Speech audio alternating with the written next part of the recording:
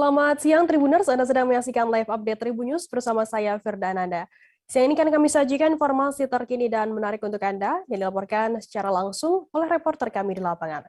Dan inilah live update selengkapnya. Kita ke berita pertama, saudara, seekor beruang madu dikabarkan melintas di areal pemukiman warga di Dusun Kubangan, Jorong Sidang Tangah, Nagari Maturmudik, Kecamatan Matur, Kabupaten Agam, Provinsi Sumatera Barat. Wali Jorong Sidang Tangah Nagari Maturmudik, Kecamatan Matur, Agus Mar mengimbau agar warga meningkatkan kewaspadaan pasca penampakan aktivitas beruang madu di area tersebut. Informasi lebih lengkapnya akan disampaikan oleh rekan jurnalis kami dari Tribun Padang, ada Wahyu Bahar di sana. Halo Wahyu. Halo Firda. Wahyu, bisa Anda informasikan berapa jauh lokasi kemunculan beruang madu ini dari rumah warga? Baik, berdasarkan keterangan yang kami himpun dari warga setempat dan juga dari Wali Jorong Sidang Tangah, bahwasanya lokasi kemunculan dari satwa beruang madu ini diperkirakan hanya sekira 20 meter dari salah satu rumah penduduk. Dan lokasi kemunculan beruang madu itu juga diketahui berada di dekat jalan utama di Jorong tersebut. Artinya sangat dekat dengan pemukiman dan juga hal tersebut juga membuat kecemasan tersendiri bagi masyarakat setempat. Begitu keterangan dari Wali Jorong, Agus Mar. Wahyu, kemudian bagaimana kesaksian dari warga sendiri yang merekam video kemunculan dari beruang madu ini? Jadi salah seorang warga bernama Zurniati, ia adalah yang merekam langsung aktivitas beruang madu tersebut dengan telepon genggamnya. Video berdurasi sekira 30 detik itu menampakkan bahwasanya memang ada sesosok satwa warna hitam yang ininya beruang madu sedang melintas di dekat sebuah jalan di Jorong tersebut. Kemudian satwa tersebut langsung masuk ke area perkebunan warga. Sementara Juniati yang kami mintai konfirmasi mengatakan saat itu ia memang tengah beraktivitas di kebun. Selanjutnya karena ia penasaran, ia kemudian merekam aktivitas beruang madu itu. Sebelumnya ia memang belum pernah melihat langsung beruang madu, sedangkan masyarakat setempat sempat mengatakan bahwasanya ia melihat aktivitas beruang madu di sawah ataupun di area hutan. Sedangkan Zurniati baru pertama kali dan karena penasaran, ia melihat dari agak kejauhan dan merekam aktivitas beruang madu tersebut. Gitu, Firda. Wahyu, apakah saat ini sudah ada langkah tegas, langkah atau tindakan begitu yang dilakukan oleh KSDA Agam sendiri untuk menangani kemunculan dari satwa beruang madu ini? Baik, KSDA Kabupaten Agam yang dihubungi ataupun dikomunikasikan oleh Wali Jorong langsung menuju lokasi pada hari Minggu 23 Januari tersebut. Sekira sore hari, KSDA sampai di lokasi dan langsung melakukan identifikasi lapangan. Begitupun KSDA Agam juga menghimpun wawancara keterangan dari Zurniati yang merupakan saksi dan warga setempat yang pernah melihat langsung aktivitas beruang madu di kampung tersebut. Kemudian KSDA pada hari Senin kemarin juga telah memasang 2 unit kamera jebak untuk memantau aktivitas beruang madu apakah masih ada ataupun berada di jorong tersebut. Kemudian sampai hari ini tadi konfirmasi dari pihak KSDA melalui kepala resornya Ade Putra mengatakan misalnya petugas KSDA Agam masih berada di lokasi hingga saat ini untuk melakukan pemantauan. Adapun hasil yang didapat dari hasil identifikasi selama 2 hari ialah adanya jejak cakaran dari beruang madu tersebut di sekitar lokasi kemunculannya. Begitu, Firda. Wahyu, nantinya akan apa tindakan yang dilakukan oleh pihak KSDA sendiri nantinya apabila untuk menangkap dari beruang madu ini? Jadi pihak KSDA sendiri mengatakan setelah 2 unit kamera jebak itu dipasang, Sementara ini pihaknya terus melakukan pemantauan. Kemudian jika memang aktivitas beruang madu masih di lokasi tersebut dan terekam oleh kamera jebak, maka pihak KSDA akan melakukan ataupun memasang kandang jebak, sehingga nantinya jika beruang madu tersebut terjebak akan dievakuasi dan akan dilepasliarkan kembali ke habitatnya. Begitu keterangan dari pihak KSDA. Baik, terima kasih rekan jurnalis dari Tribun Pada Wahyu Bahar atas laporan Anda. Selamat bertugas kembali. Kita beralih ke informasi selanjutnya, Saudara. Kepala Desa atau Kades Wiring Tasi, Kecamatan Supa Pinrang, Andi Dewiyanti tiba-tiba jatuh pingsan saat akan dibawa ke rutan kelas 2B Pinrang untuk dilakukan penahanan. Sehingga pihak kejaksaan memanggil tim medis untuk memeriksa kondisi Dewiyanti. Dewiyanti menjadi tersangka atas kasus dugaan korupsi dana desa dan alokasi dana desa tahun 2019-2020 lalu. Informasi lebih lengkapnya akan disampaikan oleh rekan jurnalis kami dari Tribun Timur, ada Nining Anggriani di sana. Halo Nining. Ya, halo Firda. Ini bisa Anda informasikan bagaimana kondisi awal dari Dewiyanti sendiri saat dipanggil ke kejaksaan, lalu kemudian tiba-tiba pingsan saat hendak ditahan? Ya, baik. Jadi pada Senin kemarin, Kades Wiring Tasi, Kecamatan Supa, Kabupaten Pinrang, Andi Dewiyanti kembali dipanggil oleh Kejaksaan Negeri Pinrang. Dalam hal ini memang Kades Wiring Tasi Dewiyanti statusnya sudah tersangka. Pada saat pemanggilan kemarin itu memang untuk penahanan di rutan kelas 2B Pinrang. Nah, kondisi pada saat Dewiyanti datang ke Kejari Pinrang ini dikatakan sehat walafiat. Nah, pada saat itu pihak Kejari pun akan membawa Dewiyanti ke rutan kelas 2B Pinrang untuk penahanan selama 20 hari. Namun pada pukul 14.30 WITA Dewiyanti dikabarkan pingsan. Nah, pada saat itu pihak Kejari pun memanggil tim medis untuk memeriksa kondisi dari Dewiyanti. Nah, selang beberapa jam itu kemudian Dewiyanti dikabarkan sadar, namun pihak atau pengacara dari Dewiyanti ini keberatan jika kliennya tersebut tetap dibawa ke rutan kelas 2B Pinrang dengan kondisi seperti itu.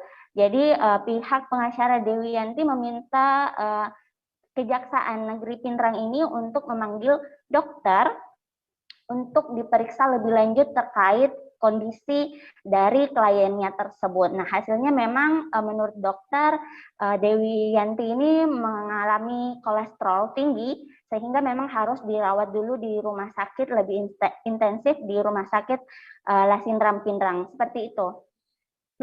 Ini bagaimana untuk saat ini kondisi terkini dari Kades Wiring Tasi Dewiyanti ini?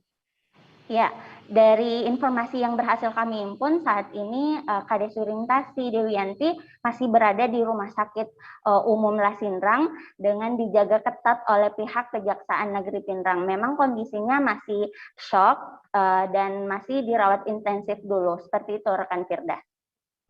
Untuk kasus yang menjerat Kades Wiring Tasi Pinrang sendiri, berapa total kerugian yang ditimbulkan oleh negara? Ya, baik.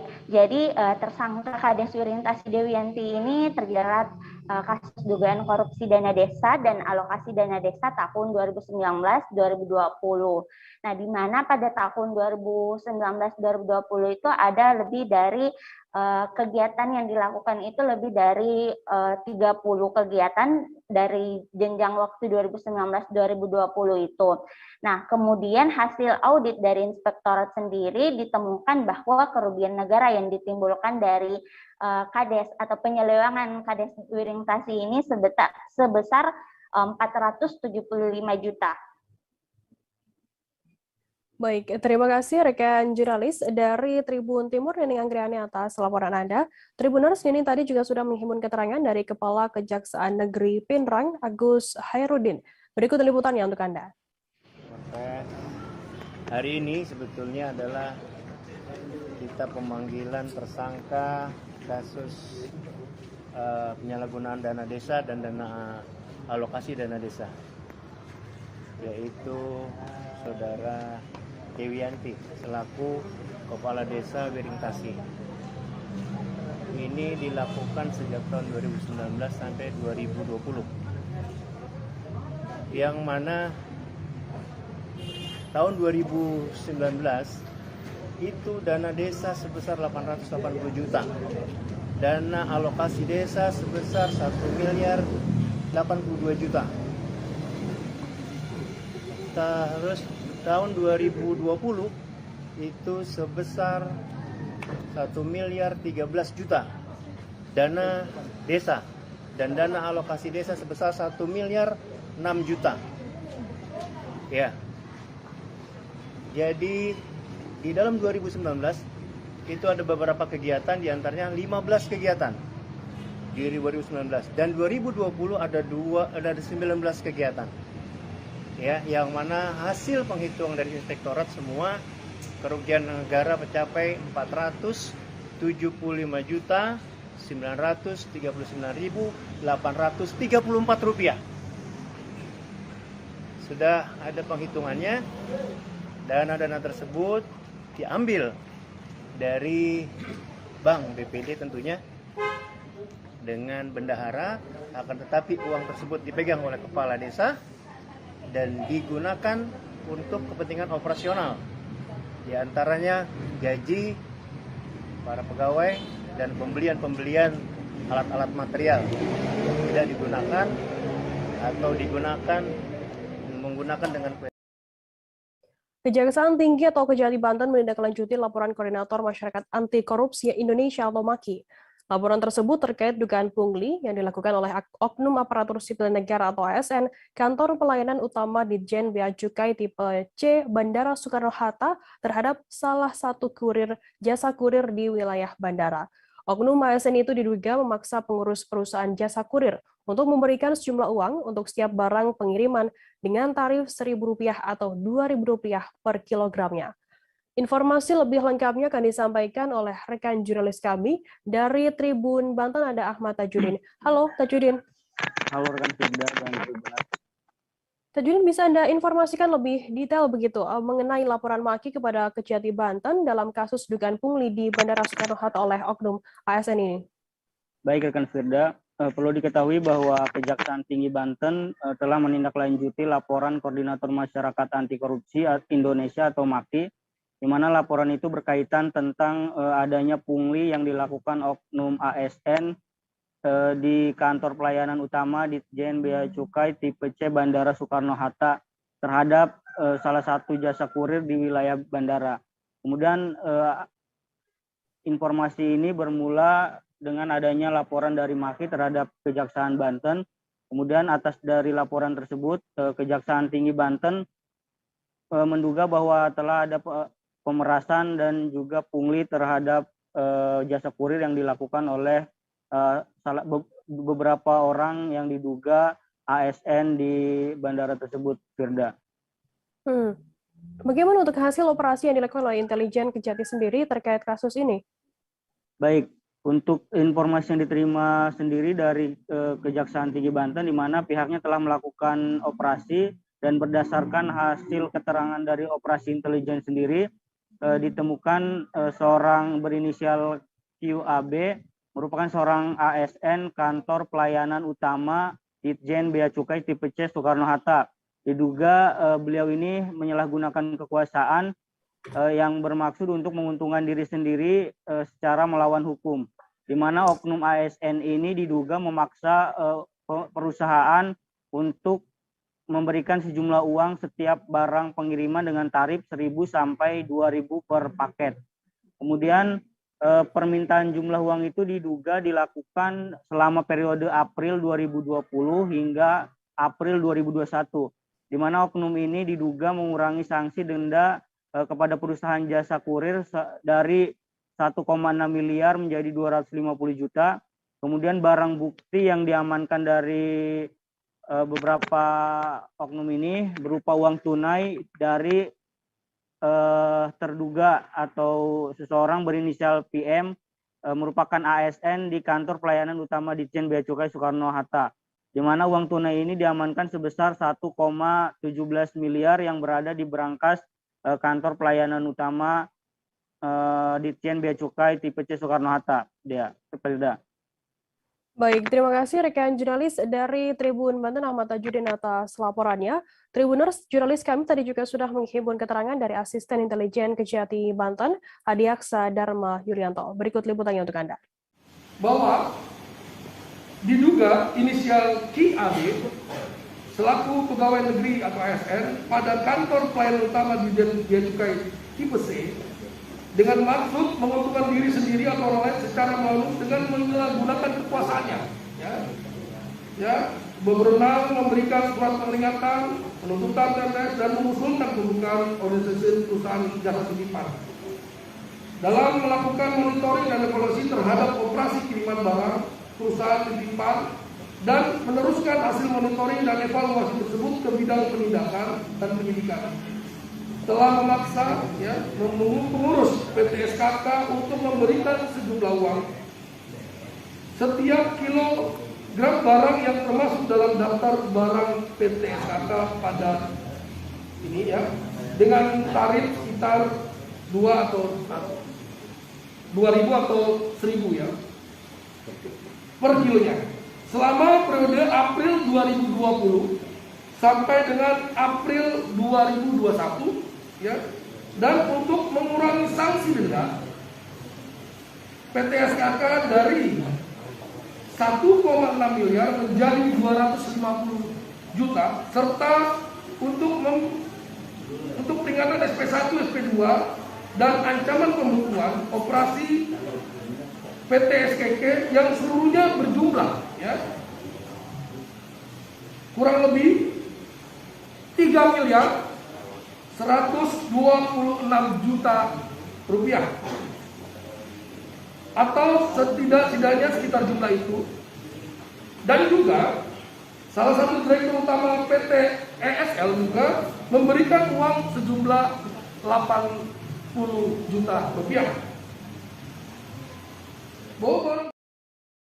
Tribuners masih ingat dengan kasus korban pelecehan seksual yang diejek oleh polisi di Boyolali, terkuak fakta baru bahwa wanita berinisial R tersebut ternyata berbohong atas pernyataannya. Diketahui Polda Jateng telah merilis kasus dugaan pelecehan seksual terhadap R, warga desa Bedungan, Kecamatan Simo, Boyolali. Dalam rilis tersebut dengan jelas disebutkan tidak ada ruda paksa terhadap korban R. Wanita 28 tahun tersebut disebut-sebut melakukan hubungan suami istri atas dasar suka sama suka. Informasi lebih lengkapnya akan disampaikan oleh rekan jurnalis kami dari Tribun Solo, ada Tri Widodo di sana. Halo Tri. Halo Firza dan Tribuners. Tri, bisa Anda informasikan bagaimana tanggapan dari pengacara R sendiri terkait rilis yang dirilis oleh Polda ini? Ya, Firza dan sahabat saya informasikan setelah mendengar langsung ataupun menyaksikan video rilis dari Kasih Humas Polda Jateng, pengacara R korban pelecehan seksual di Boyolali merasa keberatan atas pernyataan rilis dari Polda tersebut. Pasalnya korban R ini tetap diduga menjadi korban ruda paksa karena meskipun tidak ditemukan tanda-tanda pada hasil pemeriksaan dan polisi juga telah melakukan pemeriksaan di CCTV di hotel di kawasan Bandungan, Semarang. Namun pengacara menyatakan bahwa hanya korban ini dipaksa akibat ancaman dari pelaku yang berinisial GWS tersebut. Menurut pengacara sendiri, keterangan apa yang disampaikan R saat diperiksa oleh Polda? Ya, berdasarkan pengacara R yang bernama Heri Hartono ini selama pemeriksaan di Polda Jawa Tengah terus mendampingi bahwa saya dalam pemeriksaan tersebut R tidak sama sekali mengucapkan kalimat suka sama suka dengan pelaku yang berinisial atau terduga pelaku yang berinisial JWS ini. Hanya saja R ini merasa pasrah karena mendapat ancaman yang menurut pengakuannya mendapat cukup ancaman yang cukup serius dari pelaku yang berinisial JWS tersebut juga. Tadi bisa Anda informasikan bagaimana reaksi dari R sendiri ketika mendengar rilis dari Polda ini berbeda dengan pernyataannya? Ya, menurut keterangan hari-hari, pihaknya menyatakan bahwa kliennya yang berinisial R cukup kecewa atas pernyataan dari Polda tersebut. Bahkan ini kondisinya bisa dibilang cukup terburuk atas pernyataan tersebut karena ternyata apa yang disampaikan itu dinilai tidak sesuai dengan atau tidak ada kesesuaian dengan logika, melainkan berbohong begitu. Untuk itu pengacara tersebut tetap akan mengawal kasus ini hingga tuntas sampai adanya keputusan hukum yang tepat. Gitu. Baik, terima kasih rekan jurnalis dari Tribun Solo, Triwidodo atas laporan Anda. Tribuners, jurnalis kami tadi juga sudah menghimpun keterangan dari kuasa hukum R, Heri Hartono. Berikut liputannya untuk Anda. Salam keadilan. Menanggapi rilis Humas Polda Jawa Tengah, kami selaku penasihat hukum R menyatakan keberatan dan menyayangkan. Selaku PH, kami mengapresiasi jajaran Direskrim Polda Jateng yang begitu sigap dan tanggap cepat menanggapi pengaduan masyarakat, bahwa dalam 2 kali proses klarifikasi, kesan profesionalis dan humanis sangat kental dirasakan. Salut untuk Kasubdit 4 PPA dan jajarannya di bawah komando Direskrimum yang menindaklanjuti arahan dari Kapolda Jawa Tengah. Dalam pemeriksaan hari Senin 24 Januari 2022, penyidik mengkonfirmasi bukti CCTV dan keterangan saksi terkait kejadian di salah satu hotel di Bandungan, serta beberapa saksi yang lain.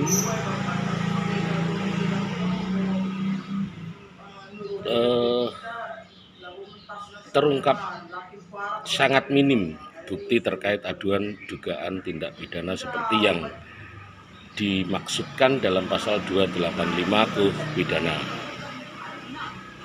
Dan korban mengaku pasrah saja dengan peristiwa itu. Tapi korban konsisten pada rasa takut akibat ancaman yang dialami. Saya tegaskan, pasrah berbeda artinya dengan suka sama suka. Dan R tetap menyatakan tidak menghendaki persetubuhan itu. Terkait rilis Humas, Petualangan pelaku pembobolan kotak amal di sejumlah masjid di Kabupaten Pringsewu berakhir di balik jeruji besi Polsek Pringsewu Kota. GWN alias Minggu, pelaku pencurian kotak amal ini, diringkus oleh polisi pada Minggu 23 Januari malam. Dalam aksi terakhirnya, pelaku terekam kamera CCTV dan viral di media sosial. Yang mencuri kotak amal di Masjid Al-Basyar, Kecamatan Ambarawa, pada dini hari dengan merusak kotak amal yang terbuat dari plat besi serta dalam kondisi digembok dan dirantai di pilar masjid. Informasi lebih lengkapnya akan disampaikan oleh rekan jurnalis kami dari Tribun Lampung. Ada Didi Budiawan di sana. Halo Didi. Halo Firda. Jadi bisa Anda informasikan bagaimana kronologi pembobolan kotak amal yang terakhir dilakukan oleh pelaku sebelum ditangkap oleh pihak kepolisian? Oke, Firda. Selamat siang Tribuners. Saya Didi Budiawan melaporkan dari Pringsewu Lampung bahwa satu pelaku pencurian kotak amal masjid telah diamankan Polsek Pringsewu Kota, di mana pelaku ini terakhir melakukan aksinya di Masjid Al-Basyar, Pekon Sumbur Rakung, Kecamatan Ambarawa, Kabupaten Pringsewu, pada tanggal 14 Januari 2022 dini hari kemarin. Pelaku ini nekat masuk ke dalam masjid yang tertutup rapat karena situasi sepi. Pelaku leluasa membongkar kotak amal masjid yang terbuat dari plat besi. Pelaku menggunakan gunting besi untuk membuka kotak amal ini, kemudian mengambil uang yang ada di dalamnya. Setelah itu pelaku kabur dan kegiatan pelaku mengambil uang di kotak amal ini terekam oleh CCTV dan CCTV-nya viral sehingga menjadi perhatian petugas Polsek Pringsewu Kota untuk mengungkap pelaku pencurian kotak amal masjid ini. Begitu, Firda. Ini dari catatan pihak kepolisian sendiri sudah berapa kotak amal masjid yang dibobol oleh pelaku ini?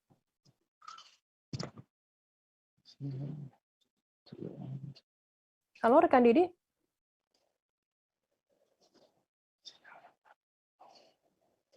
Halo rekan Didi, bisa mendengar kami dari studio?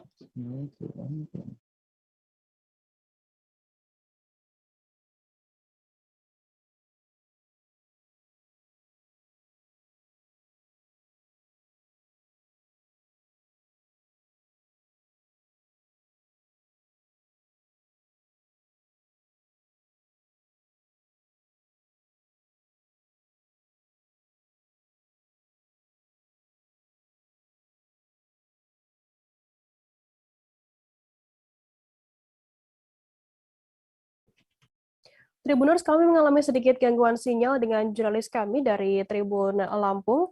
Tadi jurnalis kami juga sudah menghimpun keterangan dari AKBP Rio Cahyowi di Kapolres Pringsewu terkait hal ini. Berikut liputannya untuk Anda. Alat-alat bukti dan keterangan saksi, kemudian didapatkan kesimpulan bahwa tersangka kita dengan inisial G alias Minggu yang bersangkutan berdomisili di daerah Tanggamus. Pada malam tadi didapatkan informasi bahwa yang bersangkutan kemungkinan akan melakukan lagi tindak pidana di daerah Pagelaran, Masjid Agung. Kemudian anggota kami melakukan penguntitan dan didapatkan A1 bahwa yang bersangkutan akan melakukan tindak pidana. Kemudian personil kami berhasil mengamankan. Dari hasil pendalaman yang dilakukan oleh personel kami didapatkan barang bukti uang hasil pencurian sebesar 700.000. Kemudian beberapa alat bukti yang kita dapatkan ada gunting baja, kemudian obeng, kemudian uang hasil tindak pidana dan pakaian-pakaian yang digunakan pelaku serta. Kami tersambung kembali dengan jurnalis kami dari Tribun Lampung, Didik Budiawan. Didik, bisa Anda informasikan dari catatan kepolisian sendiri sudah berapa total kotak amal masjid yang dibobol oleh pelaku ini?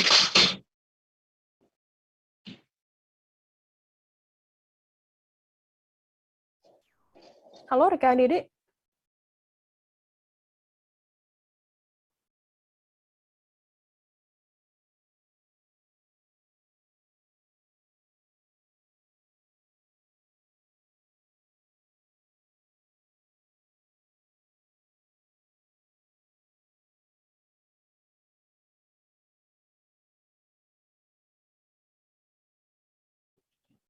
Iya. Ya, silakan Didik. Dari catatan kepolisian sendiri sudah ada berapa kotak amal yang dibobol oleh pelaku ini, Didik?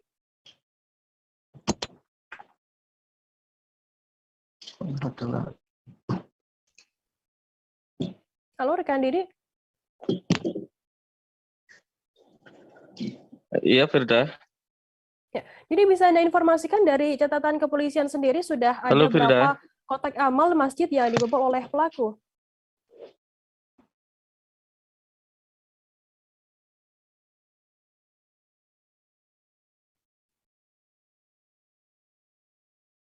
Mengalami sedikit gangguan sinyal dengan jurnalis kami dari Tribun Lampung, Didik Budiawan. Tribuners, kita akan jeda sejenak, tetaplah di Live Update. Berawal dari bagian barat Indonesia, kami datang sebagai sahabat, membawa beragam kisah dari sudut pandang setiap daerah untuk menjadi mata lokal menjangkau Indonesia.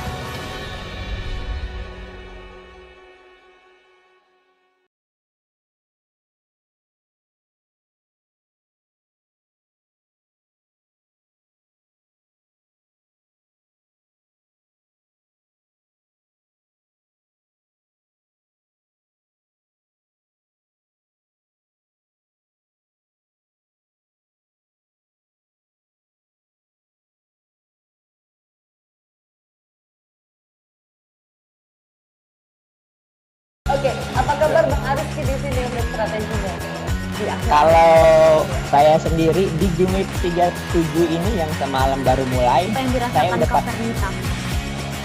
Sebenarnya aku nggak ngerasain penangkapan atau penggerebegan atau apapun itu. Karena gini loh, posisinya aku kriteria. Jadi kita mengenal disebut dengan stroke yang tidak berdarah dengan stroke yang berdarah. Stroke yang tidak berdarah itu biasanya ditandai dengan adanya penyumbatan. Kalau itu terjadi di sini mungkin pikirnya tidak ke situ kali ya, tapi kalau di Korea atau di Kamboja itu ada beberapa paper yang saya itu mas, ya, dulunya tukang koran. Oh gitu ya. Tukang koran. Ya, saya baca itu Pak. Tuh kan pernah baca kan? Ya. Jadi kalau saya jadi tanggam itu udah bersyukur banget. Si anak ini dijadikan sebagai tersangka begitu.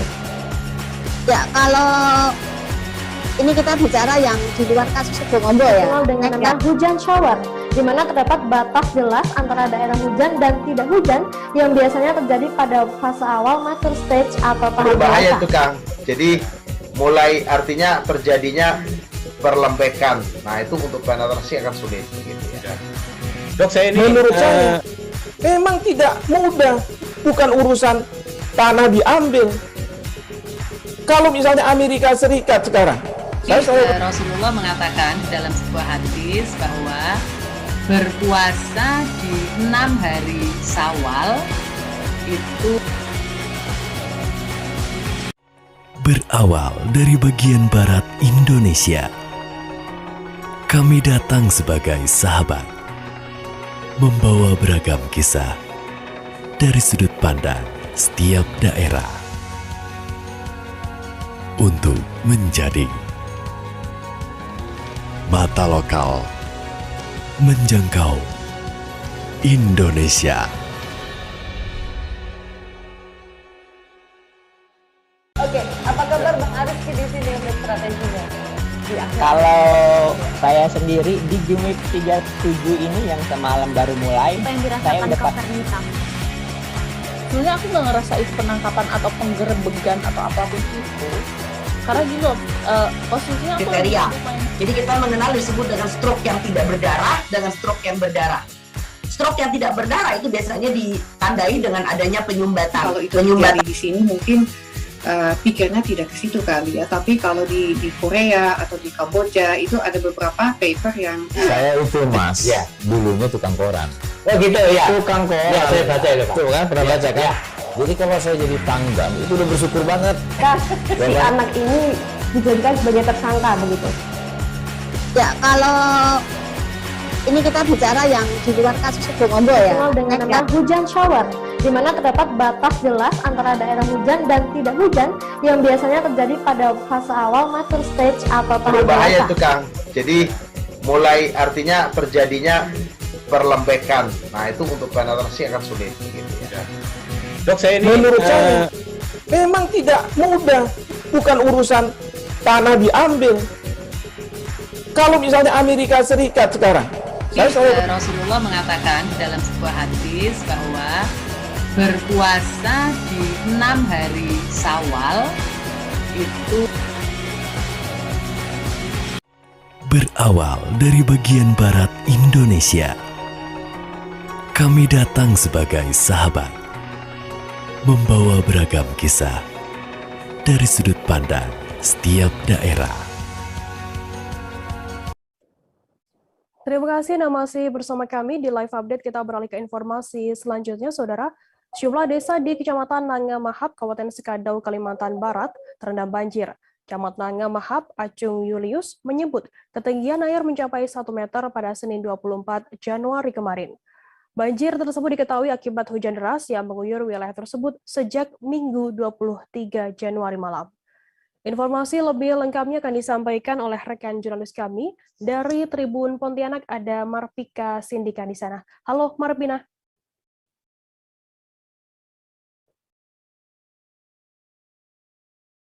Halo rekan Marpina. Halo rekan Marpina.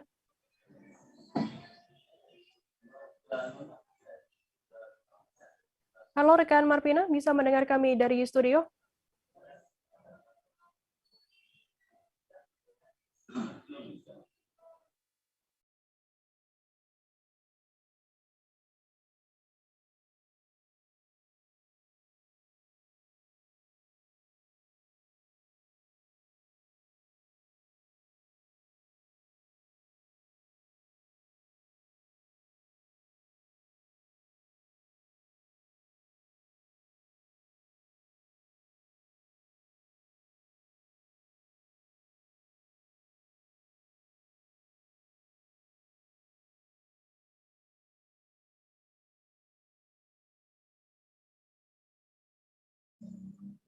Kami mengalami sedikit gangguan sinyal dengan jurnalis kami, Marvina Sindika. Kita beralih ke informasi selanjutnya, Saudara. Satlantas Polres Pelalawan kembali menggelar razia di Kompleks Perkantoran Bakti Praja Pemerintah Kabupaten di Kecamatan Pangkalan Kerinci pada Sabtu 22 Januari malam. Razia menyasar pada anak muda yang kerap melakukan balap liar di areal perkantoran tersebut. Operasi penertiban ini dilakukan berdasarkan laporan dari masyarakat yang resah dengan aktivitas para remaja dan anak muda tersebut. Informasi lebih lengkapnya akan disampaikan oleh rekan jurnalis kami dari Tribun Pekanbaru, ada Yohanes Tanjung di sana. Halo Yohanes. Halo Firda dan selamat siang semua Tribuners. Yohanes, bisa Anda informasikan, bisa Anda ceritakan bagaimana pelaksanaan razia kepolisian saat balap liar dilakukan? Baik, Satlantas Polres Pelalawan menggelar razia terhadap aktivitas balap liar yang terjadi di Pangkalan Kerinci, khususnya di Komplek Pemerintahan Pemkab Pelalawan di Bakti Praja, dan juga melakukan penertiban terhadap sepeda motor yang memiliki knalpot yang tidak standar atau knalpot brom. Razia dilakukan sekitar pukul 10 malam pada malam minggu lalu hingga dini hari. Hasil Polres Pelalawan berhasil mengamankan 61 kendaraan sepeda motor yang terlibat dalam balap liar atau Bali, dan ada 30 unit atau 30 biji knalpot brom yang berhasil disita dari aktivitas balap liar tersebut. Demikian rekan Firda. Yohanes, apakah sepeda motor pelaku balap liar ini ditahan dan apa selanjutnya yang efek jerah yang dilakukan, yang diberikan kepada pelaku ini? Baik, rekan Firda dan semua Tribuners, Polres Pelalawan melalui Satlantas juga mengamankan 61 kendaraan tersebut dan dibawa ke Mapolres Pelalawan untuk sementara ini diamankan, sehingga para pengendara yang memiliki diberikan tilang.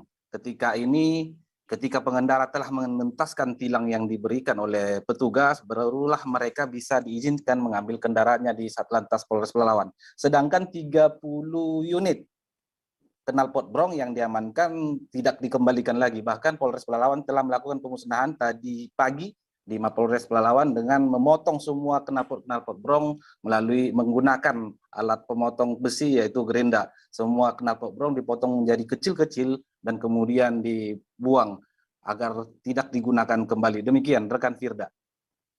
Dari pemeriksaan sementara begitu, apa alasan dari pelaku sendiri memilih Kompleks Bakti Praja sebagai tempat balap liar? Baik rekan Firda dan semua Tribuners, sebenarnya operasi atau razia balap liar dan knalpot brom ini merupakan usulan daripada masyarakat, khususnya tokoh-tokoh masyarakat yang ada di Kecamatan Pangkalan Kerinci yang sudah resah melihat aktivitas anak muda dan remaja-remaja yang melakukan balap liar dan menggunakan knalpot brom. Tentu menimbulkan kebisingan dalam aktivitas masyarakat.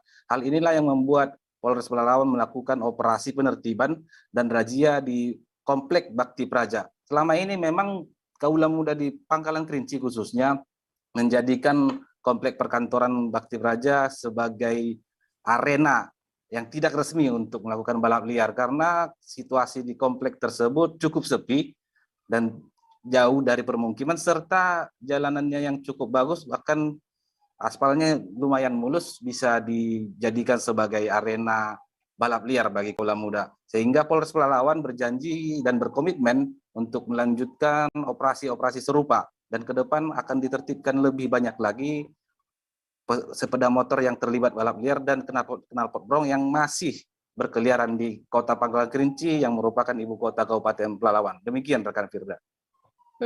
Lantas bagaimana upaya dari pihak kepolisian sendiri untuk mencegah adanya balap liar kembali di lokasi tersebut dan di lokasi-lokasi lainnya yang di Pelalawan? Baik rekan Firda, ke depan Polres Pelalawan juga akan melakukan razia rutin, bahkan setiap malam minggu atau setiap malam hari libur. Karena biasanya para kaula muda atau remaja-remaja melakukan balap liar pada saat-saat itu. Dan akan Komplek Bakti Praja dan juga jalan-jalan yang alternatif yang ada di Kota Pangkalan Kerinci selalu dijadikan titik balap liar. Kedepan juga Polres Pelalawan melalui Satlantas memprogramkan bahwasanya Pangkalan Kerinci akan sepenuhnya dijadikan sebagai kawasan tertib lalu lintas. Tentu tidak hanya knalpot brom ataupun balap liar yang akan ditertibkan. Semua pengendara sepeda motor maupun mobil akan ditertibkan sesuai dengan Undang-Undang Lalu Lintas. Demikian rekan Firda. Baik, terima kasih rekan jurnalis dari Tribun Pekanbaru Yohanes Tanjung atas laporan Anda. Tribuners, jurnalis kami tadi juga sudah menghimpun keterangan dari Wakapolres Pelalawan Kompol Raden Edi. Berikut liputannya untuk Anda. Assalamualaikum warahmatullahi wabarakatuh.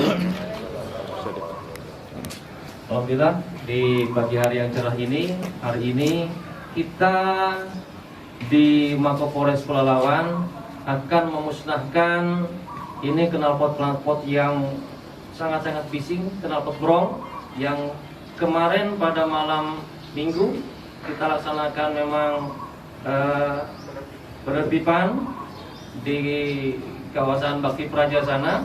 Terjaring 30 knalpot brong yang ada sekarang yang bisa kita lihat di sini. Inilah memang sangat meresahkan dari masyarakat. Beberapa waktu yang lalu kami dapatkan bahwasanya masyarakat minta untuk memang knalpot brong ini untuk ditertibkan, dan segera kami gerak cepat untuk memang ini kami lakukan penertiban terhadap motor-motor brong ini, knalpot yang brong ini. Dan alhamdulillah inilah hasilnya, bisa kita lihat di sini 30 knalpot brong yang akan memang hari ini kami musnahkan, dan ini akan kami tetap lanjutkan. Kami himbau kepada seluruh masyarakat pengguna kendaraan roda 2 bagi yang knalpotnya brong agar memang distandarkan kembali. Jangan sampai nanti terjaring dan kami akan musnahkan. Kami akan tangkap, kami akan musnahkan sehingga nantinya kawasan untuk kita Kerinci ini akan tertib, tidak ada lagi knalpot brong. Itu yang pertama. Kemudian yang kedua, kami sampaikan pula bahwasanya Kerinci akan jadi kawasan tertib lalu lintas. Terkait dengan ini, untuk semua kendaraan-kendaraan dimohon kepada semuanya pengguna kendaraan agar memang menggunakan standar yang memang sudah ditetapkan. Kendaraan roda 2 agar dilengkapi dengan helmnya, dengan spionnya, dengan surat kendaraan lainnya, termasuk juga dengan knalpot brong di sini. Kemudian untuk kendaraan-kendaraan.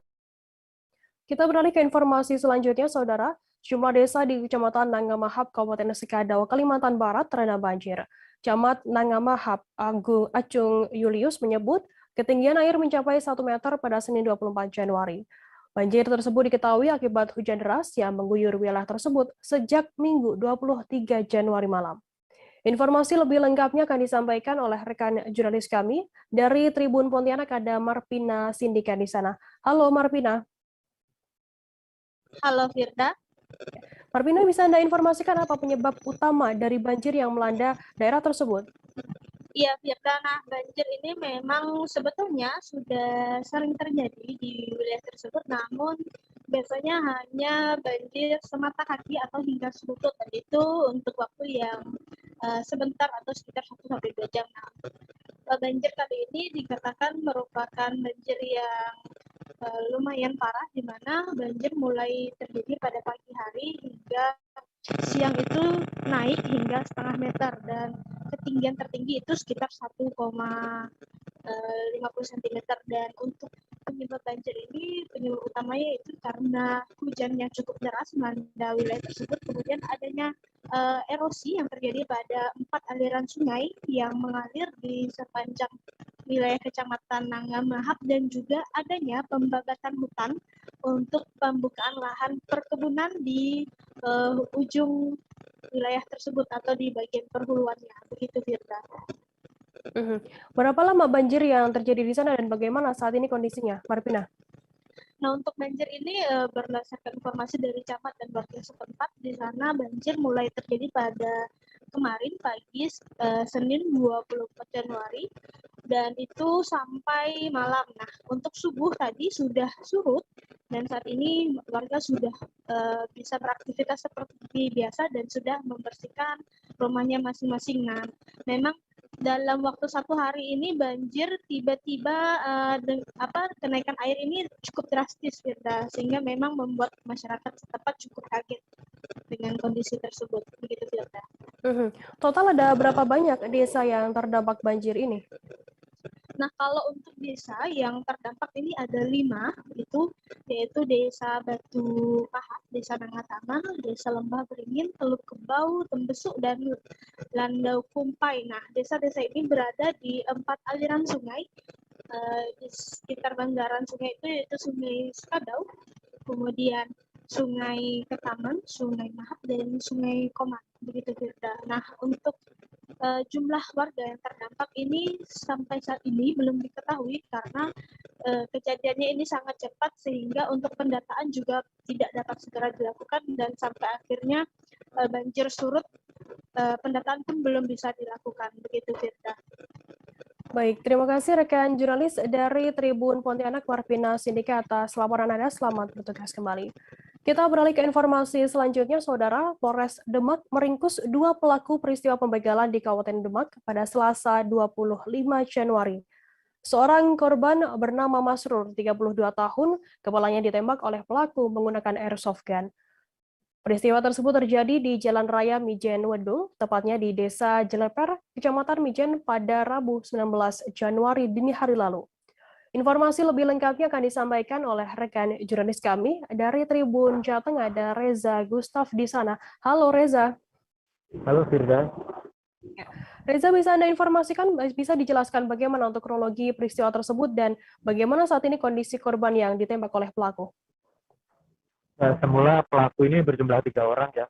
Mereka menggunakan 2 motor, 1 berboncengan dan 1 sendirian. Saat itu dini hari mereka sedang melaju di daerah Jalan Raya Mijen Wedung. Mereka melihat korban yang saat itu sendirian naik motor berpapasan ya dari lawan arah. Mereka akhirnya putar balik dan akhirnya mengejar korban. Sesampainya di samping korban, salah satu pelaku meneriaki korban hingga meminta bahwa korban itu untuk berhenti. Namun korban tidak menghiraukannya hingga akhirnya salah satu pelaku tersebut yang membawa pistol airsoft menembak bagian pipi kanan korban hingga korban terluka ya. Namun tembakan tersebut tidak membuat korban terjatuh atau berhenti. Jadi korban itu langsung melarikan diri, menambah kecepatan laju motornya hingga akhirnya pelaku menembaki korban dengan beberapa tembakan ya, namun tak mengenai korban hingga akhirnya pelaku tersebut gagal untuk mengambil motor ya, niatnya untuk mengambil motor korban dan korban akhirnya bisa pulang ke rumah. Begitu Firda. Oh, dari mana pelaku ini mendapatkan senjata api yang digunakan untuk menembak korban? Oh ya, senjata tersebut seorang pelaku ya bernama Janal Arifin mengaku mendapatkan atau membeli pistol tersebut di daerah Sayan Sari di Sawah Besar di Kota Semarang. Hasil pistol tersebut ia beli menggunakan uang dari hasil pembegalan sebelumnya di daerah Wedung. Jadi pada 10 Januari kemarin para pelaku tersebut juga sempat membegal korban lain dan berhasil mendapatkan motor. Motor tersebut dijual dan akhirnya uangnya untuk membeli pistol tersebut. Begitu Firda. Baik, kemudian apa hukuman yang dijeratkan kepada para pelaku ini? Oh ya, dia dikenai pasal KUHP ya tentang pencurian dan kekerasan dan ancaman hukumannya maksimal 7 tahun penjara. Maksimal 7 tahun penjara. Ya, baik. Terima kasih rekan jurnalis dari Tribun Jateng Reza Gustaf atas laporan Anda. Selamat bertugas kembali. Dan tadi Tribuners, Reza juga sudah menghimpun keterangan dari AKBP Budi Adi Buwono, Kapolres Demak, dan juga Zainal Arifin, seorang pelaku pembegalan. Berikut liputannya untuk Anda. Setelah berpapasan, ya 4 orang ini selanjutnya memutar balik kendaraannya dan mengejar korban. Setelah mendekat ke korban, dari 1 orang pelaku ini meneriaki korban, ya dengan bahasa Jawa meneriaki, "Woi, mandek." Namun korban tetap mengendari kendaraannya dan menambah laju kecepatannya. Daripada salah satu tersangka ini ya menembakkan senjata berupa airsoft gun kepada korban ya dengan mengenai pipi kanan ya, pipi kanan di depan telinga sebelah kanan sehingga korban mengalami luka. Pelaku usaha yang lainnya bila kembali bisa bersamaan, sehingga menyurutkan niat daripada pelaku kalau kita dalam keberadaan atau berkelompok, ya, bersama-sama. Ya, pada saat kejadian yang di Jalan Raya Mijen, Zainal Arifin, ini Najib.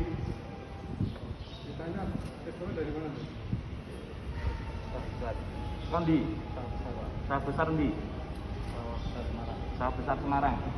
Jadi dia beli senjata ini dari Sawah Besar Semarang. Belinya berapa ini? 1.600.000. Udah berapa kali dipakai? 2 kali. Sekali apa 2 kali? Sekali, Pak. Oh, sekali yang ini. Yang waktu di Wedung juga menggunakan ini. Ngancam ya? Ya, dengan mengancam korbannya terus mengambil kendaraannya. Ya. Laki apa perempuan yang kamu ambil? Laki. Apa? Kalau ada ya.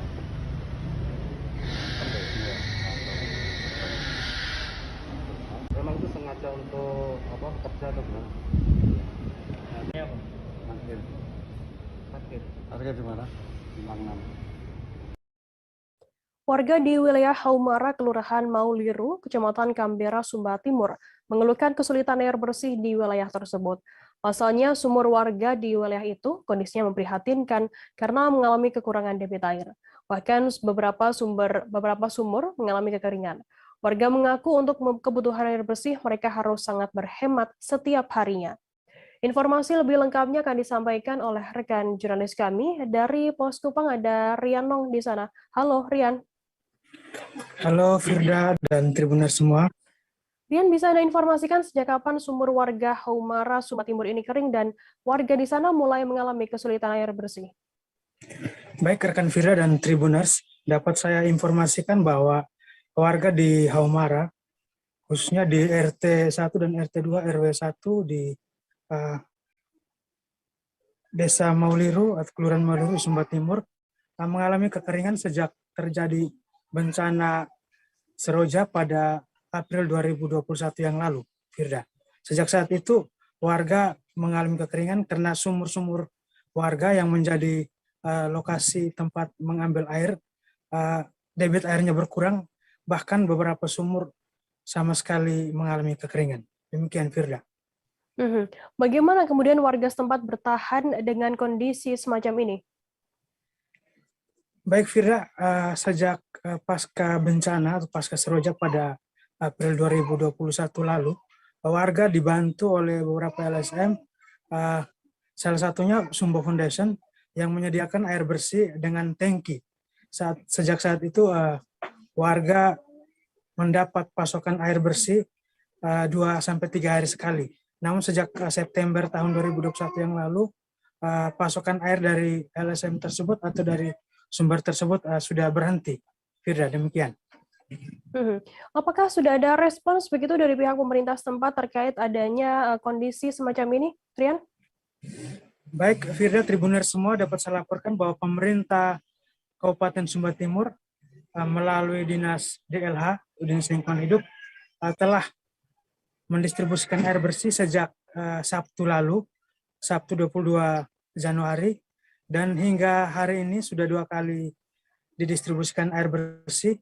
Selain dari pemerintah juga dengan koordinasi dengan pihak ketiga yakni Wahana Visi Indonesia, mereka sudah mendrop 2 buah profil tank untuk 2 RT di wilayah ini. Salah satu profil tank berukuran 2.300 liter dan satunya lagi berukuran 1.100 liter. Demikian, Firda. Baik, kemudian bagaimana tanggapan warga sendiri setempat setelah adanya air bersih yang diberikan oleh pemerintah setempat?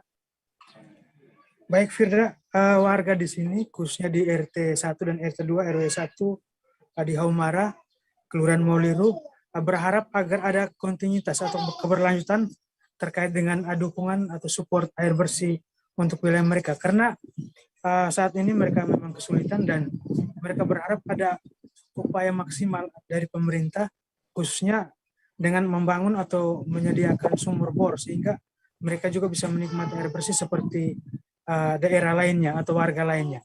Demikian, Firda. Baik, terima kasih rekan jurnalis dari Pos Kupang, Pak Ariano, atas laporan Anda. Selamat bertugas kembali. Kita beralih ke informasi selanjutnya, Saudara. Menteri Koordinator Bidang Kemaritiman dan Investasi Luhut Binsar Panjaitan berkunjung ke Batam, Kepulauan Riau pada Senin 24 Januari. Kunjungan itu digelar dalam rangka peninjauan terhadap rencana lokasi pembangunan pelabuhan bongkar muat baru di Batam. Pelabuhan ini direncanakan beroperasi di wilayah Tanjung Pinggir, Sukupang, Batam. Informasi lebih lengkapnya akan disampaikan oleh rekan jurnalis kami dari Tribun Batam, ada Hening Sekarutami di sana. Halo, Hening. Halo rekan Firda. Hening, bisa Anda informasikan apa saja agenda yang diikuti oleh Menko Marves Luhut Binsar Panjaitan di Batam kemarin? Baik rekan Firda, memang pada Senin kemarin Menteri Koordinator Bidang Kemaritiman dan Investasi Luhut Binsar Panjaitan berkunjung ke Kota Batam. Dan dalam kunjungan ini beliau juga didampingi oleh Menteri Perhubungan Budi Karya Sumadi, dan sejak pagi kemarin sudah tiba di Bandara Hang Nadiem Batam disambut oleh Kepala BP Batam Muhammad Budi. Dan di sini beliau akan meninjau 2 titik lokasi, yaitu pertama di lokasi pesisir Kota Batam, yaitu adalah di Pantai Tanjung Pinggir, Sekupang, Batam. Dan di sana Menko Marves meninjau tentang rencana lokasi pembangunan pelabuhan baru di Kota Batam. Dan setelahnya Menko Marves dan rombongan pun bertolak ke kawasan Nongsa untuk juga meninjau kawasan ekonomi khusus atau KEK di Nongsa Digital Park. KEK NDP ini adalah tempat pembuatan film yang merupakan salah satu objek wisata yang tergabung dalam kawasan wisata dengan skema travel bubble yang hari ini sudah mulai dijalankan di Kepulauan Riau. Demikian rekan Firda. Hening, apa alasan dari perlunya dibangunnya pelabuhan baru di pesisir Pantai Batam ini? Baik rekan Firda, memang rencana pembangunan pelabuhan baru ini diinisiasi oleh Kemenko Marves sendiri, dan lokasi ini dipilih karena dinilai strategis, berdekatan dengan kawasan laut internasional yang mana banyak sekali kapal berlalu lalang di sekitar kawasan ini, dan juga jaraknya sedikit tidak terlalu jauh dengan negara tetangga Singapura, yaitu hanya 25 km saja. Dan perlunya dibangun pelabuhan baru di Kota Batam ini karena dinilai kegiatan bongkar muat yang sebelumnya dilaksanakan di Pelabuhan Batu Ampar itu kurang dapat semakin teroptimalisasi karena tidak cukup banyak lahan kosong yang tersedia. Demikian rekan Firda. Baik, terima kasih rekan jurnalis dari Tribun Batam, Hening Sekarutami, atas laporan Anda. Kami akan menampilkan keterangan dari Luhut Binsar Panjaitan, Menteri Koordinator Bidang Kemaritiman dan Investasi terkait hal ini. Berikut liputannya untuk Anda. Karena COVID agak tertunda. Nah, sekarang setelah COVID selesai, kita ingin supaya pelabuhan kita itu efisien. Jadi ada 10 pelabuhan di Indonesia ini yang kita ingin cost-nya itu turun. Ya, sekarang ini cost kita itu masih 23%. Sedangkan negara tetangga kita itu rata-rata sudah di 13%. Jadi kita bersepakat akan mendorong sampai cost itu bisa turun 17% pada tahun 2024. Kalau bisa lebih cepat. Nah, apa yang kita lakukan sekarang, pelabuhan itu kita bikin semua digitalized. Jadi National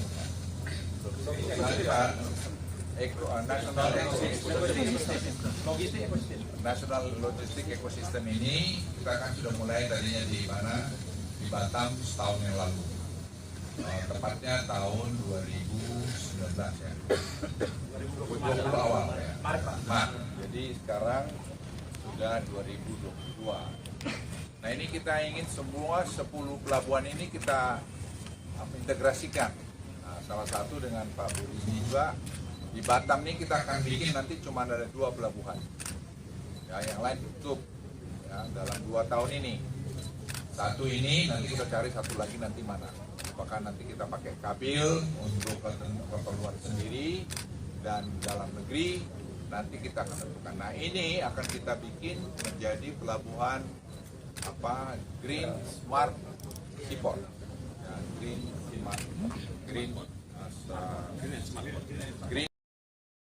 Tribuners, selesai jeda kami akan kembali dengan informasi menarik lainnya. Tetaplah di Live Update.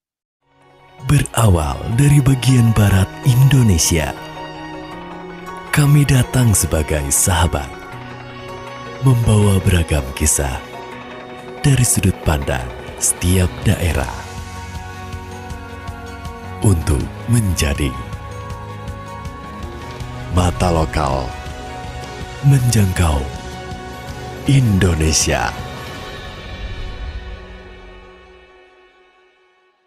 Oke, apa kabar Bang Arifki di sini untuk strateginya?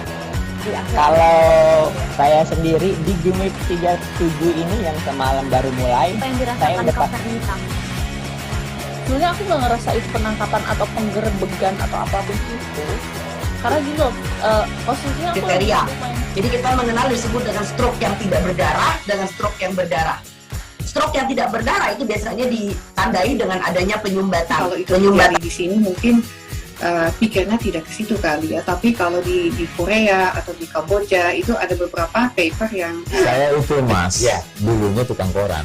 Oh gitu ya. Tukang koran. Ya, saya baca itu Pak. Tuh kan, pernah baca kan? Ya. Jadi kalau saya jadi tanggam, itu udah bersyukur banget. Si anak ini dijadikan sebagai tersangka begitu. Ya, kalau ini kita bicara yang di luar kasus Bung Ombo ya. Dikenal dengan nama hujan shower, di mana terdapat batas jelas antara daerah hujan dan tidak hujan yang biasanya terjadi pada fase awal mature stage atau tahap Berbahaya dewasa. itu Kang. Jadi mulai artinya terjadinya perlembekan. Nah itu untuk penetrasi akan sulit. Gitu ya. Dok, saya ini menurut saya memang tidak mudah, bukan urusan tanah diambil. Kalau misalnya Amerika Serikat sekarang, Rasulullah mengatakan dalam sebuah hadis bahwa berpuasa di 6 hari Syawal itu Berawal dari bagian barat Indonesia, kami datang sebagai sahabat, membawa beragam kisah dari sudut pandang setiap daerah untuk menjadi mata lokal menjangkau Indonesia. Oke, apa kabar Bang Arifki di sini untuk strateginya? Kalau saya sendiri di Gimik 37 ini yang semalam baru mulai, Apa yang saya dirasakan udah Kak Fernita? Sebenarnya aku nggak ngerasa itu penangkapan atau penggerebegan atau apapun itu. Karena gini loh, posisinya aku Kriteria. Jadi kita mengenal disebut dengan stroke yang tidak berdarah dengan stroke yang berdarah. Stroke yang tidak berdarah itu biasanya ditandai dengan adanya penyumbatan. kalau itu terjadi di sini mungkin pikirnya tidak ke situ kali ya, tapi kalau di Korea atau di Kamboja itu ada beberapa paper yang Saya itu mas, Ya. dulunya tukang koran. Oh gitu ya. Tukang koran. Ya, saya baca itu Pak. Tuh kan, pernah baca kan? Ya. Jadi kalau saya jadi tanggam, itu udah bersyukur banget. Si anak ini dijadikan sebagai tersangka begitu. Ya, kalau ini kita bicara yang di luar kasus Bung Ombo ya. Dikenal dengan nama hujan shower, di mana terdapat batas jelas antara daerah hujan dan tidak hujan yang biasanya terjadi pada fase awal mature stage atau tahap Berbahaya dewasa. itu Kang. Jadi mulai artinya terjadinya perlembekan. Nah itu untuk penetrasi akan sulit. Gitu ya. Dok, saya ini menurut saya memang tidak mudah, bukan urusan tanah diambil. Kalau misalnya Amerika Serikat sekarang, Rasulullah mengatakan dalam sebuah hadis bahwa berpuasa di 6 hari Syawal itu Berawal dari bagian barat Indonesia, kami datang sebagai sahabat, membawa beragam kisah dari sudut pandang setiap daerah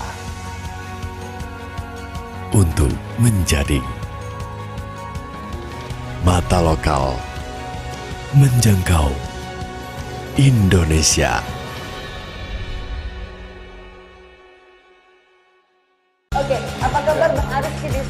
strateginya di akhir? Kalau saya sendiri di Gimik 37 ini yang semalam baru mulai, Apa yang saya dirasakan udah Kak Fernita? Sebenarnya aku nggak ngerasa itu penangkapan atau penggerebegan atau apapun itu. Karena gini loh, posisinya aku lagi Kriteria. main. Jadi kita mengenal disebut dengan stroke yang tidak berdarah dengan stroke yang berdarah. Stroke yang tidak berdarah itu biasanya ditandai dengan adanya penyumbatan. Kalau itu terjadi di sini mungkin pikirnya tidak ke situ kali ya, tapi kalau di Korea atau di Kamboja itu ada beberapa paper yang Saya itu mas, dulunya tukang koran. Oh gitu ya. Tukang koran. Ya, saya baca itu Pak. Tuh kan pernah baca kan? Jadi kalau saya jadi tanggang itu udah bersyukur banget. Si anak ini dijadikan sebagai tersangka begitu. Ya, kalau ini kita bicara yang di luar kasus Sibolombo ya. Dikenal dengan nama hujan shower, di mana terdapat batas jelas antara daerah hujan dan tidak hujan yang biasanya terjadi pada fase awal mature stage atau tahap Berbahaya dewasa. itu Kang. Jadi mulai artinya terjadinya perlembekan. Nah itu untuk penetrasi akan sulit. Gitu ya. Dok, saya ini menurut saya memang tidak mudah, bukan urusan tanah diambil. Kalau misalnya Amerika Serikat sekarang, Rasulullah mengatakan dalam sebuah hadis bahwa berpuasa di 6 hari Syawal itu. Terima kasih Anda masih bersama kami di Live Update. Kita beralih ke informasi selanjutnya, Saudara. Bocah berusia 10 tahun berinisial CI di Kota Manado, Sulawesi Utara yang menjadi korban kekerasan seksual kini dikabarkan meninggal dunia. Kematian korban terjadi di tengah aparat kepolisian tengah mengusut kasus tersebut. Polisi saat ini masih terus melakukan penyelidikan terhadap kasus ini. Sebanyak 14 orang yang diduga sebagai tersangka, diantaranya merupakan orang-orang diduga dekat dengan korban. Informasi lebih lengkapnya akan disampaikan oleh rekan jurnalis kami dari Tribun Manado, ada Andreas Ruwau di sana. Halo, Andreas. Oke, Firda. Ya. Andreas, bisa Anda informasikan bagaimana untuk perkembangan kasus dugaan pemerkosaan terhadap korban CI ini? Jadi informasi terkini ya, sesuai fakta yang diberikan oleh kepolisian, bahwa memang sampai korban meninggal dunia, kepolisian belum menemukan tersangka yang pasti ya. Dan tentunya karena korban sudah meninggal, hal ini tentu sangat menyulitkan kepolisian karena mereka sangat menantikan atau berharap keterangan langsung dari pihak korban. Tapi karena sudah almarhum, jadi kepolisian memiliki tugas dan tanggung jawab ekstra ya terlebih. Dan untuk penanganan kasus ini masih sedang berlanjut juga, dan pihak Polresta Manado juga masih sedang mencari siapa pelaku dari ke-14 saksi atau dari orang-orang terdekat, dan belum ada kemungkinan pasti dan belum ada keterangan selanjutnya dari pihak polisi, gitu Firda. Sementara untuk dari pihak rumah sakit sendiri, apa keterangan, apa pernyataan terkait penyebab bocah tersebut meninggal dunia? Oke, berdasarkan hasil visum setelah kematian korban, dijelaskan oleh Direktur Rumah Sakit Kando bahwa korban tersebut meninggal akibat kanker darah atau leukemia, di mana karena memang dia diduga mengalami haid pertama itu di dalam sementara mengidap kanker darah sehingga tidak terjadi pembekuan darah. Artinya setiap kali dia kena haid, darahnya akan terus keluar gitu. Jadi tidak berhenti karena penyakit tersebut, sehingga mengalami drop dan tensi juga semakin menurun sehingga dia dinyatakan meninggal dunia. Gitu, Fit. Andreas, bagaimana tindakan dari pihak P3A sendiri untuk menangani kejadian seperti ini?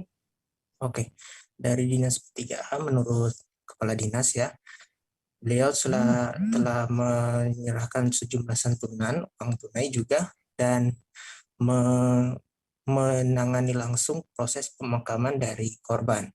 Dan juga mengundang langsung ke Menteri P3A juga untuk mengunjungi atau melayat ke rumah duka. Dan Kadis PPA, Ibu Devi Kandong Thanos juga mengingatkan agar kejadian-kejadian kekerasan seperti ini tidak terulang lagi, dan kemungkinan-kemungkinan yang lain masih akan juga ditelusuri oleh Dinas PPA, dan akan memberikan memberikan dukungan dan support moral kepada keluarga yang ditinggalkan korban itu, Firda. Baik, terima kasih rekan jurnalis dari Tribun Manado Andreas Ruo atas laporan Anda. Tribuners, jurnalis kami tadi juga sudah menghimpun keterangan dari Kapolda Sulut Irjen Pol Mulyanto. Berikut liputannya untuk Anda. Dengan gejala yang dialami dan tanda-tanda yang ada di dalam sekujur tubuh adik kita almarhum ini, dimungkinkan dan adanya pendarahan, dimungkinkan terjadinya kekerasan seksual. Sehingga kepolisian Polresta Manado menindaklanjuti itu dengan membuatkan laporan polisi, dan langsung di tempat yang sama di rumah sakit ini di Manado memintakan permintaan visum et repertum. Sehingga dalam perkembangan penyelidikan yang kita lakukan, dan kemarin langsung dirilis oleh Bapak Kapolda dengan alat bukti satu visum et repertum, dan yang kedua adalah alat bukti keterangan daripada ahli, yaitu dokter-dokter yang merawat beliau.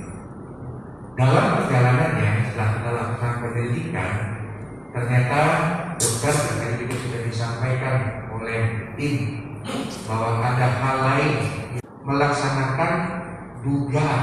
Kalau yang tadi dijelaskan oleh dokter adalah fakta dan dugaan tentang terjadinya pemerkosaan dengan tanda-tanda yang tadi sudah disampaikan, tetap akan kami laksanakan penyelidikan ini. Kemudian untuk ke depan kami sudah melakukan langkah-langkah yang lain yang sudah kami laporkan baik itu kepada Bapak Kapolda Sulawesi Utara dan teman-teman yang lain, dan ini dalam rangka penyidikan yang sudah kami laksanakan akan tetap kami tindak lanjuti. Harapannya sambil kami melaksanakan penyelidikan ini, kita berharap juga kepada rekan-rekan jangan lagi kita melibatkan isu-isu yang tidak pada sepantasnya. Dan sudah dijelaskan juga oleh dokter bahwa ada dua hal yang sangat berbeda. Dua atlet asal Kabupaten Aceh Jaya berhasil menyabet 2 medali emas pada cabang olahraga Muay Thai di ajang kejuaraan nasional atau kejurnas tingkat pelajar mahasiswa 2 dan Liga Nasional atau Liganas Seri 14 tahun 2022. Kejuaraan tersebut berlangsung di Kota Makassar, Sulawesi Selatan sejak 18 hingga 24 Februari. Informasi lebih lengkapnya akan disampaikan oleh rekan jurnalis kami dari Serambi News Indonesia, ada Rizky Bintang di sana. Halo Rizky. Halo Firda. Ya. Rizky, bisa Anda informasikan kelas apa saja yang dijuarai oleh tim Muay Thai Aceh Jaya ini? Baik Firda, untuk Aceh Jaya mewakili Provinsi Aceh beberapa hari yang lalu berhasil menyabet 2 medali emas dan juga 1 medali perunggu pada ajang kejurnas yang berlangsung di Sulawesi Selatan, tepatnya di Kota Makassar.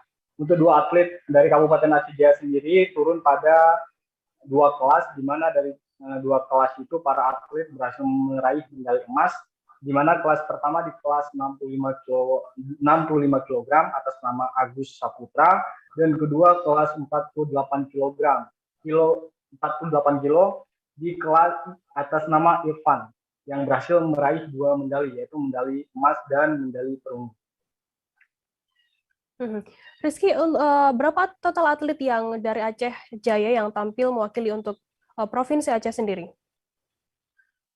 Baik Firda, untuk dari Kabupaten Aceh Jaya sendiri ada sebanyak 2 atlet yang dikirimkan mewakili Provinsi Aceh pada kejuaraan nasional kali ini, di mana dari total 2 atlet yang dikirimkan berhasil meraih 3 medali. Sementara itu untuk Provinsi Aceh mengirimkan 6 atlet, di mana dari total keseluruhan perolehan medali, Provinsi Aceh berhasil meraih 3 medali emas, 2 medali perak, dan 1 medali perunggu. Begitu rekan kita. Apa penghargaan yang akan diberikan oleh daerah sendiri kepada para atlet yang menyumbangkan medali-medali ini?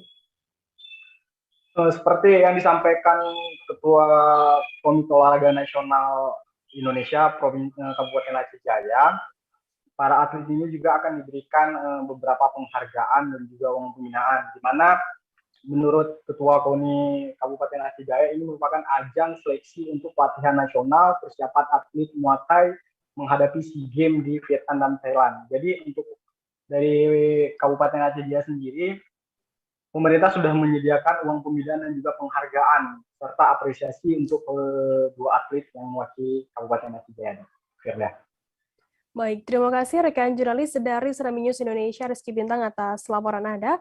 Tribuners jurnalis kami tadi juga sudah menghimpun keterangan dari Ketua KONI Aceh Jaya Muslim HS. Berikut liputannya untuk Anda. Alhamdulillah, kita puji syukur kita kepada Allah atas capaian yang didapat dalam rangka kegiatan Kejurnas di Makassar.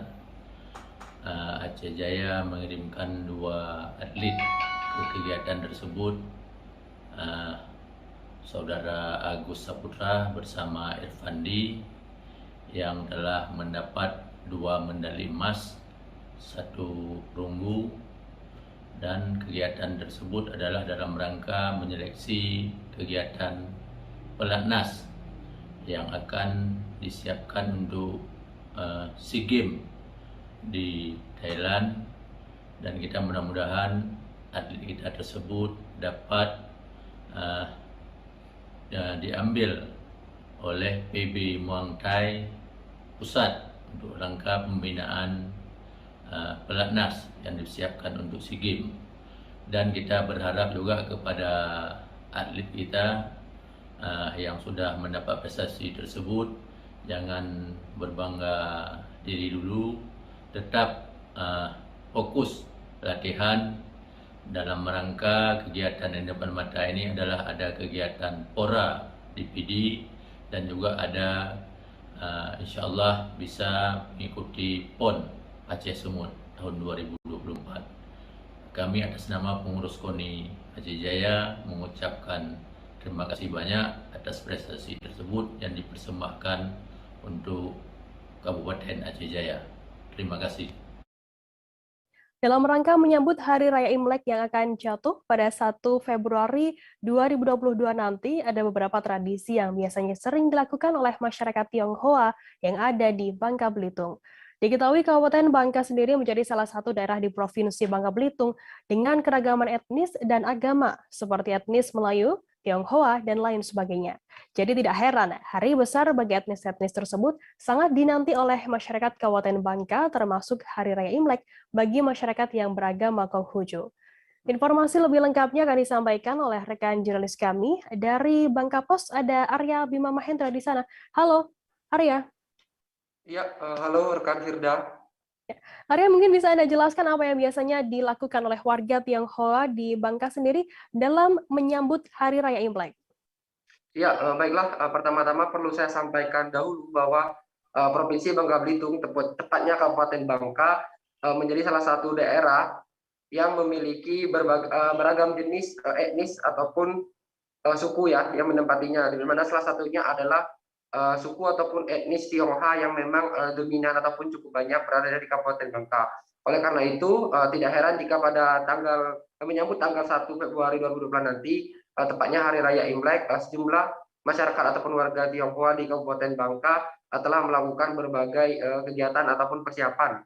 Yang mana salah satunya persiapan yang dilakukan berupa yakni melakukan ritual ataupun upaya-upaya pembersihan kelenteng-kelenteng yang merupakan tempat ibadah bagi masyarakat Konghucu.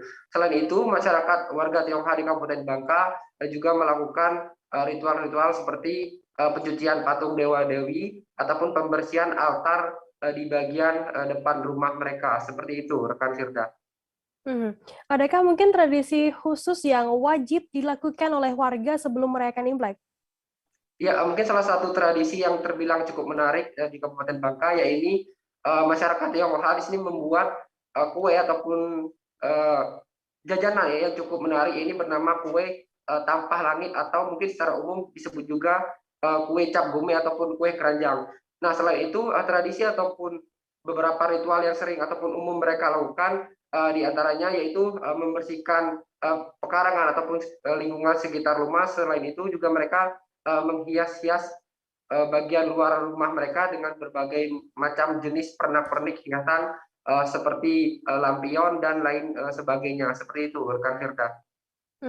Arya, untuk pengamatan Anda selama ini, bagaimana suasana perayaan Imlek di tahun ini jika dibandingkan dengan tahun-tahun sebelumnya, mengingat saat ini masih dalam kondisi pandemi COVID-19? Ya, seperti yang kita ketahui bersama bahwa 2 tahun kemarin perayaan Imlek di Kabupaten Bangka memang terbilang cukup sepi ya. Namun saat ini di tahun ini disampaikan oleh tokoh agama masyarakat Konghucu di Kabupaten Bangka bahwa kemungkinan perayaan Imlek tahun ini akan sangat ramai ya, mengingat para masyarakat Tionghoa yang sebelumnya merantau ataupun berpergian di luar kemungkinan semuanya akan kembali pulang ataupun mudik ke Kabupaten Bangka untuk merayakan Imlek bersama-sama dengan keluarga. Karena disampaikan sendiri oleh tokoh agama masyarakat Konghucu di Kabupaten Bangka bahwa Imlek tahun ini memiliki makna sebagai wujud ketenangan ataupun menjalani kehidupan yang lebih damai dan tentram, sehingga oleh karena itu di Imlek dengan Sio Macan ini membuat para warga Tionghoa di Kabupaten Bangka berkeyakinan agar memiliki semangat ataupun giat dalam bekerja. Seperti itu, rekan Firda.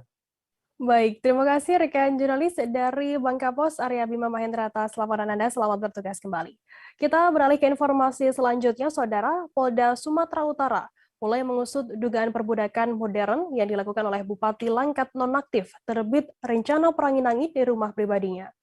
Polisi menyebut tim gabungan dari Direktorat Reserse Narkoba, Direktorat Reserse Kriminal Umum, dan BNN sedang mengecek lokasi. Selain itu, mereka juga sedang meminta keterangan kepada warga sekitar. Informasi lebih lengkapnya akan disampaikan oleh rekan jurnalis kami dari Tribun Medan, ada Freddy di sana. Halo Freddy.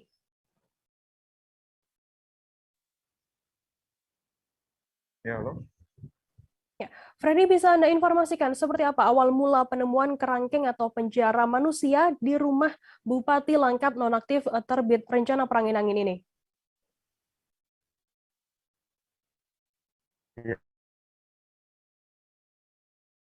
Ya, halo Firda dan juga pribadi Bupati Langkat. Terbit rencana Perangin-Angin itu jadi awalnya ketika polisi dan KPK itu melakukan operasi tangkap tangan terhadap Bupati Langkat tersebut. Jadi mereka itu mendatangi beberapa lokasi termasuk rumah dinas Bupati dan juga rumah pribadi Bupati Langkat itu. Namun pada saat dilakukan penggeledahan rupanya di situ polisi dan KPK menemukan adanya penjara manusia itu yang pada saat itu berisi 4 orang tahanan begitu, Firda. Dan pada saat itu juga polisi melakukan sedikit penyelidikan bahwa mereka itu merupakan warga yang sedang direhabilitasi di rumah Bupati Langkat tersebut. Namun belakangan diketahui bahwa tempat rehabilitasi itu hingga sampai saat ini tidak memiliki izin, dan juga mencuat kabar bahwa 2 sel yang berukuran 6x6 itu merupakan tempat perbudakan modern begitu. Jadi perbudakan modern yang dimaksud adalah ternyata jumlahnya itu ada sekitar 40-an orang begitu yang ditahan di dalam sel 6x6 meter itu. Dan kebetulan memang pada saat polisi dan KPK melakukan penggeledahan itu hanya tinggal 4 orang. Nah, sisanya lagi itu sedang bekerja di kebun sawit milik Bupati Langkat terbit rencana Perangin-Angin. Nah, setelah mereka bekerja dan mereka tuh dikatakan bahwa mereka tuh bekerja sekitar 10 jam, dan setelah bekerja sore harinya sekitar pukul 18.00 mereka itu kembali lagi ke dalam sel tersebut. Dan informasi yang kami dapatkan, mereka itu tidak digaji selama bekerja. Jadi mereka itu Bupati itu beralibi bahwa mereka itu direhabilitasi, namun ketika sudah 4 bulan itu mereka dipekerjakan dan tidak digaji, namun hanya diberikan makan begitu, Firda. Freddy, terdapat 40 orang pekerja yang dipekerjakan secara ilegal begitu oleh Bupati terbit rencana Perangin-Angin sendiri. Mengapa mereka bisa dipenjarakan oleh Bupati ini? Jadi menurut informasi dan keterangan dari polisi bahwa puluhan orang itu diserahkan oleh keluarganya begitu.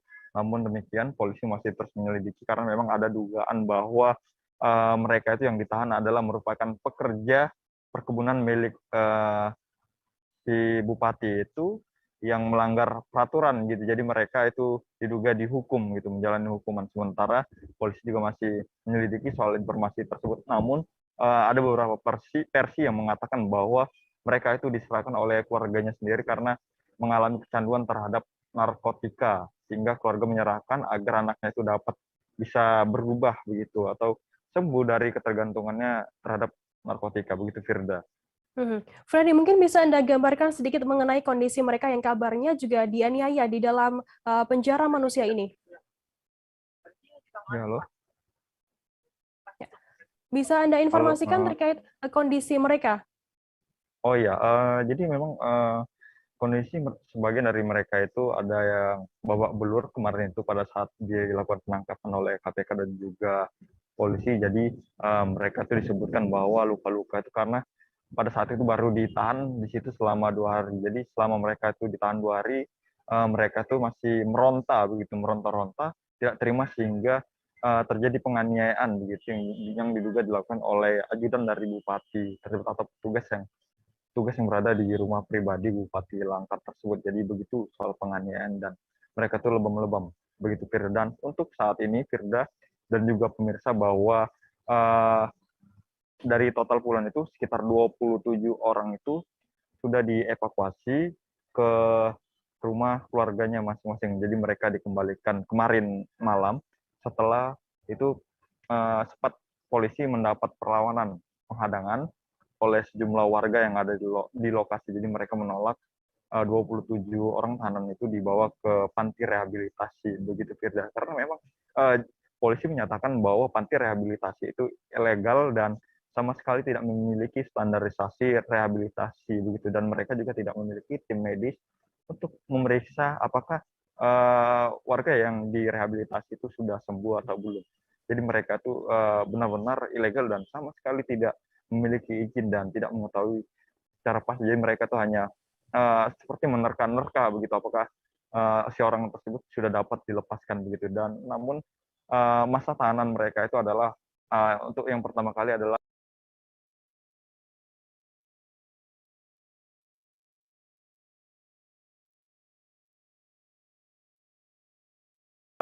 setelah itu baru mereka dibebaskan agar bekerja di pabrik perusahaan sawit milik Bupati Langkat tersebut.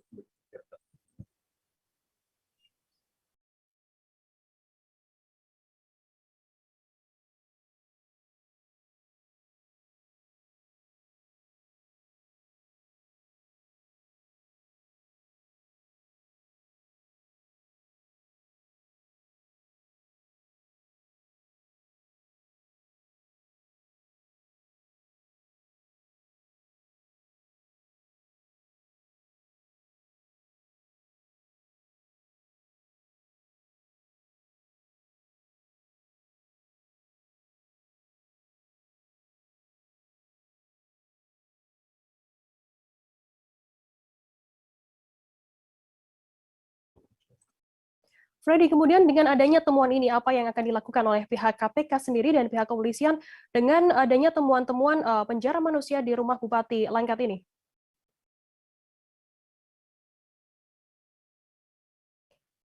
Halo rekan Freddy. Iya, halo. Ya, silakan dilanjutkan.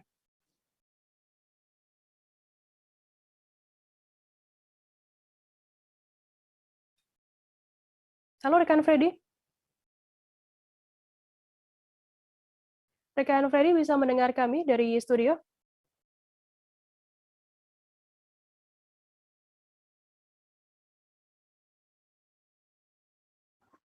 Ya, halo? Silakan dilanjutkan, Freddy.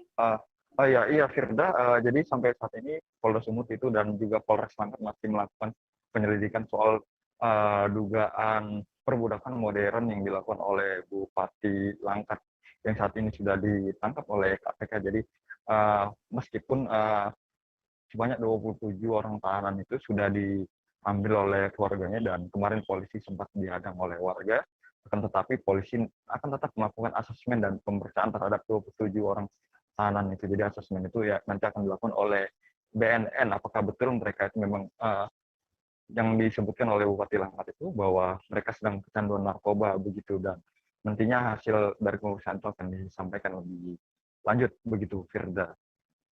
Baik, terima kasih rekan jurnalis dari Tribun Medan, Freddy, atas laporan Anda. Kami tunggu laporan Anda selanjutnya kembali.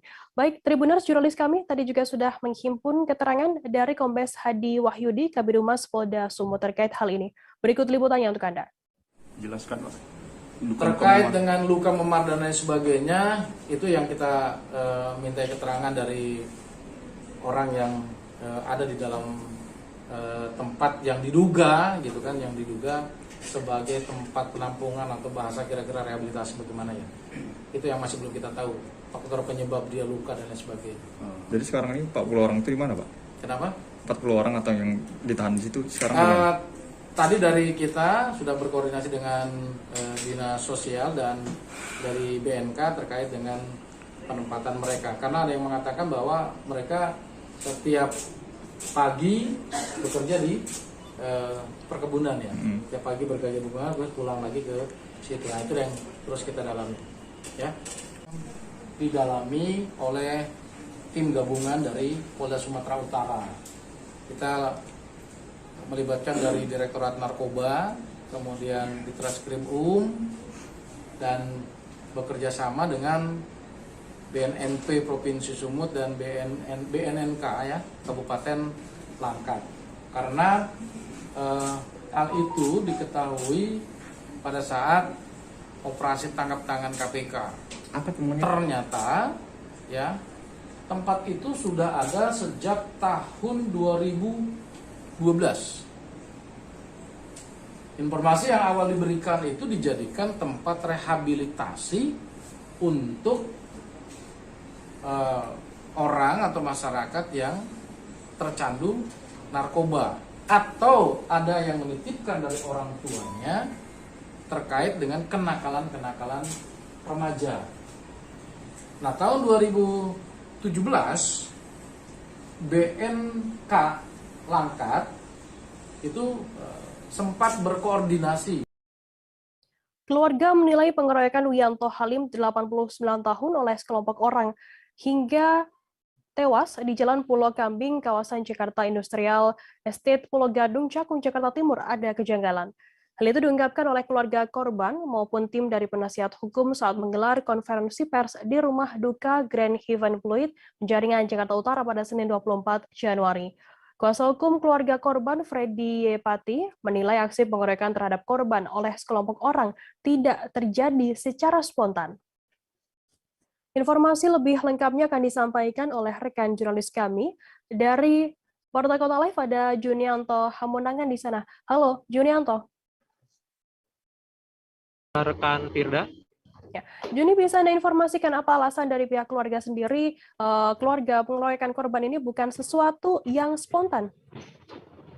Ya, rekan Firda, dapat saya laporkan kasus pengeroyokan terhadap seorang lansia yang terjadi pada Minggu dini hari berbuntut panjang.